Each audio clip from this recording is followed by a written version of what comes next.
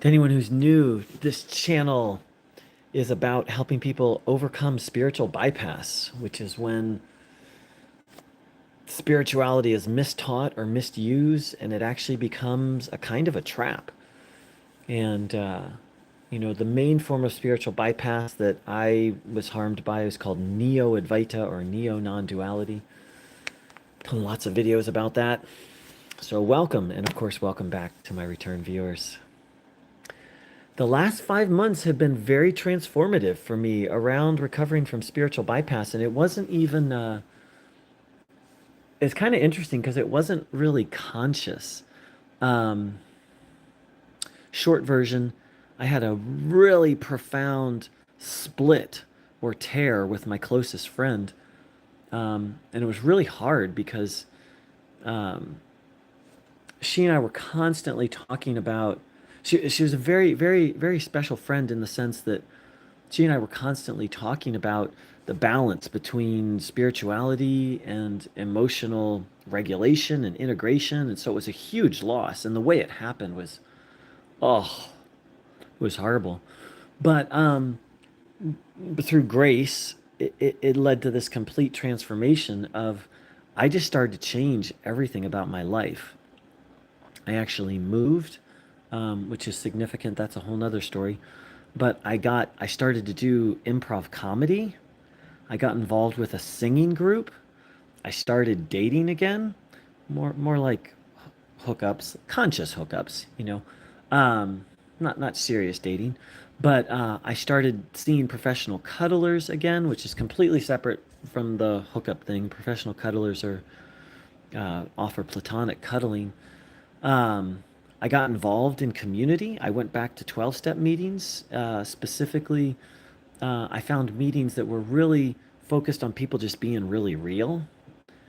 And so I actually have done three performances, one musical and two improv comedy. Um,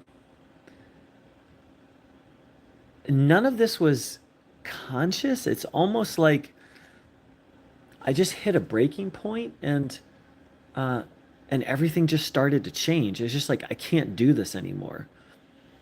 I can't do. And I had made huge progress with the spirit, with letting go of spiritual bypass in my mind, but like my lifestyle wasn't. I was still kind of living, not a spiritual bypass, but still kind of trying to be a monk of sorts, or just it's not like it's like I was kind of in between, like the spiritual bypass and the yes to life. I was a yes to life up here and here, but maybe not down in my bowels, maybe not down in my genitals, like maybe not in my guts, you know. And through grace and grit, I just started saying, not just saying yes to life, but really doing, really living it, or really starting to embrace life. And yeah, it's been amazing. And it's been challenging because there's a lot of feelings to be dealt with. And, there's a lot of mess that I'm in the process of cleaning up. Because I've said it before and I'll say it again, spiritual bypass or Neo-Advaita is, in my view, an addiction or can become an addiction for some people. And it sure did for me, a way of avoiding life. And so to turn back towards life, now it's like, oh, now I got to deal with life. And life is messy, let's face it. Um, so yeah, it's been an amazing 5 months. It's been challenging too. Um, because yeah, there's a lot of unfelt feelings and a lot of things to clean up. So, thank you so much. Someone wrote,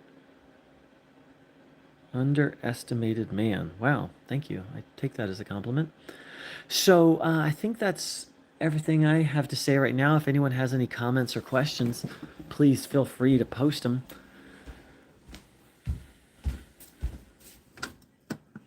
I believe it says the person said underestimated man. Thank you. Thank you for that. That's very kind.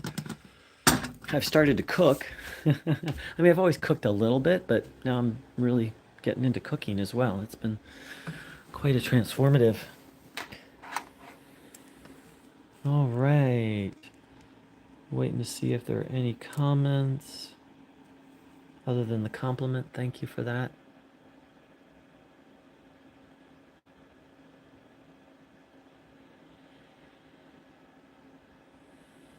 You know, a big part of it for me is taking